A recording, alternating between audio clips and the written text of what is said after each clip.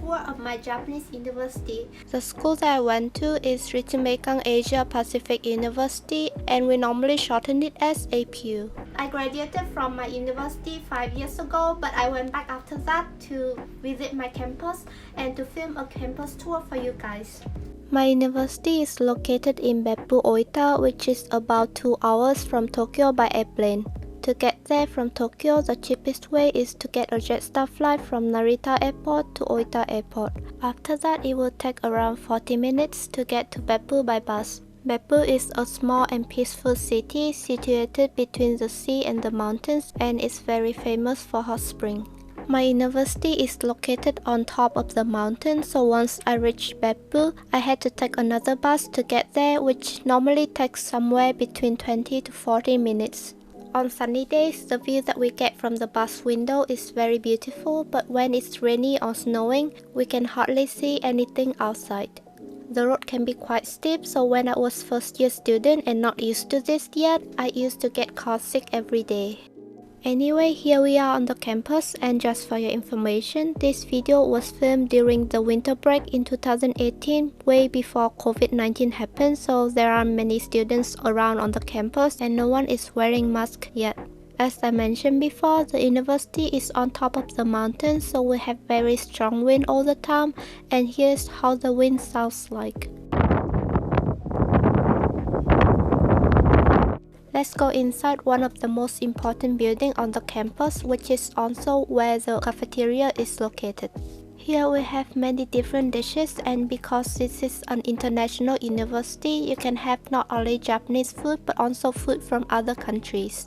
The cafeteria is pretty empty because it's not open right now, but during the school hours, the whole place is usually full of students, and it's sometimes even hard to find an empty table. Everything is self-service here, so you have to throw away the garbage and return the dishes by yourself. Now let's go to the second floor of this building. On the second floor, there are many rooms and space for students' organization, and normally you'll find many students use this space for dance or instrument practice.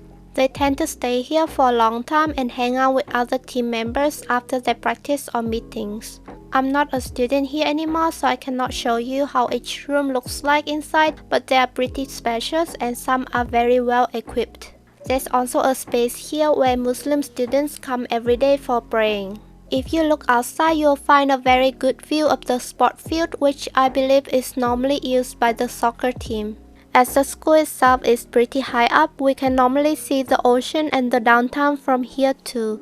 This building is connected to another building, and that's our next destination.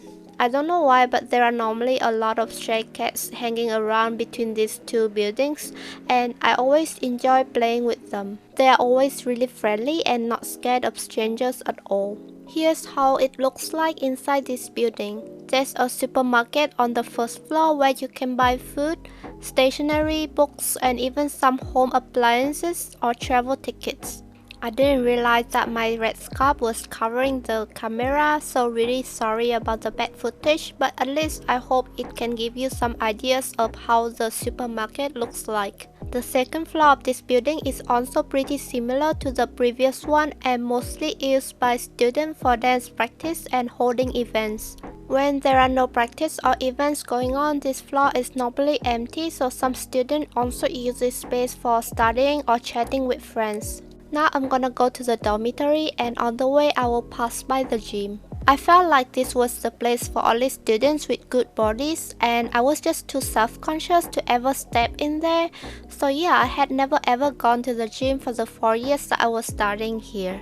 From here, if I go straight, I will be able to reach the dormitory. It's located a bit below the campus, so students have to cross a bridge to reach there. The dorm is divided into APLs 1 and APLs 2, and there are several buildings in each. Here we have single room and share rooms, and students can choose between those. The dorm is only for first year students, so everyone has to move out after 1 year, except if you're a resident assistant. I'm gonna go back to the campus now, and I'm gonna show you the back of the campus. It's very spacious here, and during certain season, this area can look very beautiful, so a lot of students come here for taking photos. If you walk a bit more, you'll find a special stage that students sometimes use for holding events. Other than that, it is one of the most popular areas for hanging out with friends. On a sunny day, it's great to just sit here and read books or chatting with your friends. This is also at the center of the campus, and from here you can see the two towers that are somewhat the signature of this university.